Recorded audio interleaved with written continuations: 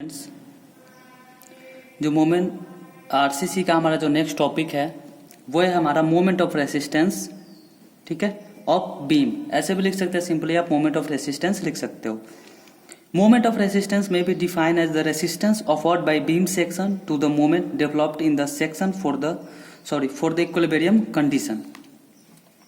ठीक है, ये डिफिनेशन यहां तक आता है हमारा। इसमें क्या कहता है कि द मोमेंट ऑफ रेसिस्टेंस में be define as the resistance offered by beam section.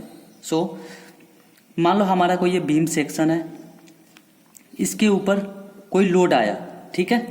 तो जब लोड आता है सेक्शन पे, तो आपने स्ट्रक्चर मैकेनिक्स में ये पढ़ा होगा, नीचे से रेसिस्टेंस लगता है इस पे, ठीक है। जो सपोर्ट लगाते हैं वो क्या है, रेसिस्टिंग फोर्स लगाता है, रेसिस्टिंग मूवमेंट जनरेट होता है इसके अकॉर्डिंग, ठीक है।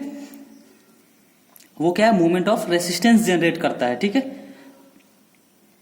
जब लोड आता है सेक्शन पे, जो उसके अपोजिट में, ठीक है, जैसे ये अपोजिट डायरेक्शन में जो लोड लगा रहा है उसको क्या बोलते हैं हम, moment of resistance.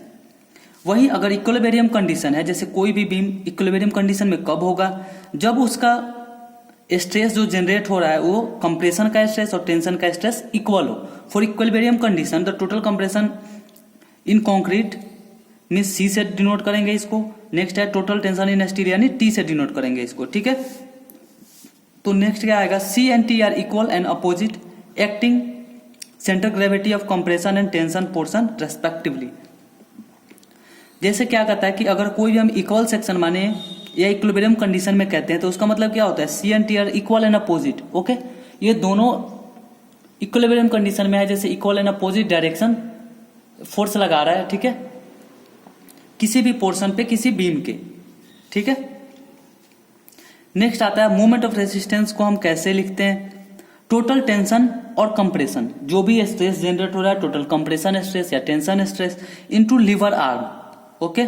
Liver arm पे आता है, लीवर आर्म कल बताया था आपको, ठीक है। लीवर आर्म को हम क्या लिखते हैं, d माइनस n/3, ठीक है, क्योंकि कंप्रेशन मेंबर का जो सेंटर है वहां से लेकर जहां पे कंप्रेशन फोर्स एक्ट करेगा वहां से, और जो बॉटम फाइबर में जो नीचे का डिस्टेंस है, ठीक है, बॉटम पोर्शन का फाइबर का जो स्टील का जो एरिया है, यानी स्टील का जो सेंटर लाइन है, वहां तक को हम लीवर आर्म बोलते हैं, ठीक है। तो लीवर आर्म के रिस्पेक्ट में हम क्या करते हैं, टोटल टेंशन और टोटल कंप्रेशन फाइंड आउट करते हैं।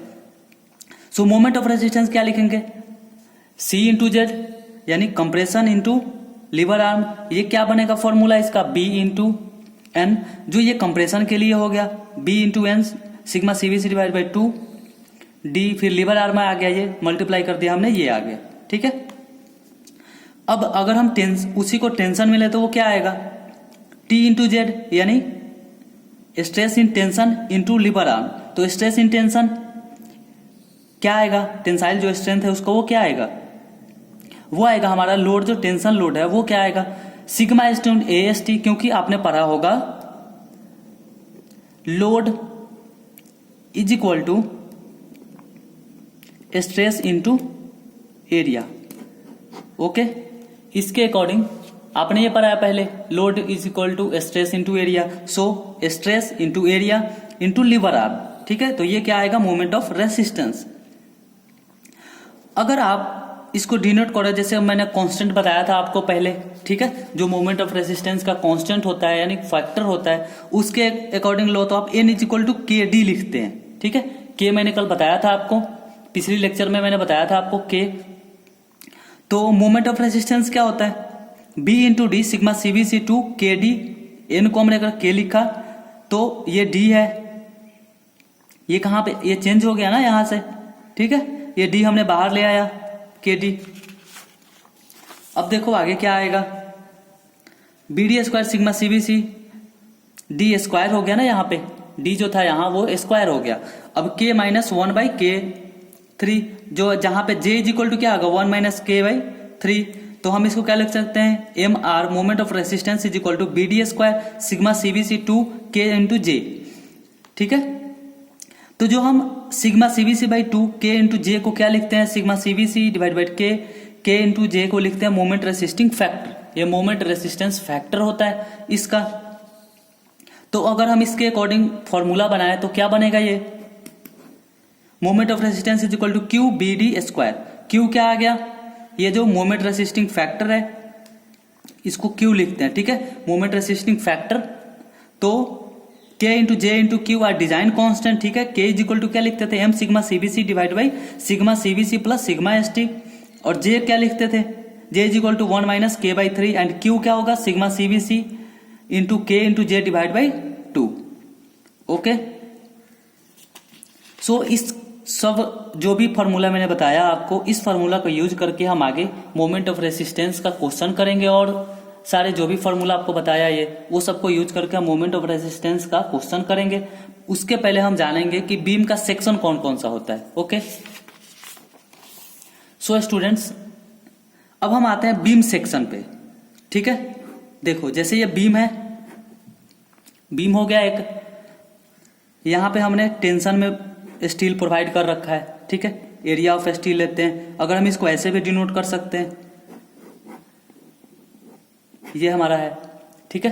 तो हम क्या बोलते हैं कि ये जो एरिया ऑफ स्टील है, ठीक है, फॉर कंक्रीट, मान लो हमारे पास स्ट्रेस कम आ रहा है, ठीक है, बट हमने स्टील ज्यादा प्रोवाइड कर रखा है, वो कौन सा सेक्शन है, हमें ज्यादा स्टील की जरूरत है, हमने कम प्रोवाइड कर रखा है, हमने इक्वल प्रोवाइड कर रखा है, ठीक है। तो मैं ओवरव्यू आपको देता हूं, इसका डिटेल हम अभी आगे करेंगे। पहले बैलेंस सेक्शन, बैलेंस सेक्शन में जितना हमें स्टील रिक्वायर्ड है किसी सेक्शन में उतना सेम टू सेम डाला हुआ है। ओके, अंडर एनफोर्स सेक्शन में क्या आया कि जो हमारा मैक्सिमम था उतना हमने नेक्स्ट आया हमारा अंडर एनफोर्स में क्या आएगा, जितना हमें जरूरत था हमने उतना नहीं डाला, रिक्वायरमेंट से कम डाला हुआ है। नेक्स्ट आया over enforce section. Over enforce section means कि जितना है, जितना चाहिए था हमने उससे ज्यादा डाल दिया, ठीक है, रेनफोर्समेंट ज्यादा हो गया। सो स्टूडेंट्स इसको अभी डिटेल में विथ डायग्राम पढ़ेंगे और इसको प्रूव भी करेंगे। ओके, सो इस लेक्चर में इतना ही, फिर आगे अभी हम लेक्चर जब लेके आएंगे उसमें आपको ये चीज types of beam section detail में करेंगे, उसके बाद हम इसका न्यूमेरिकल करेंगे। Okay, thank you students.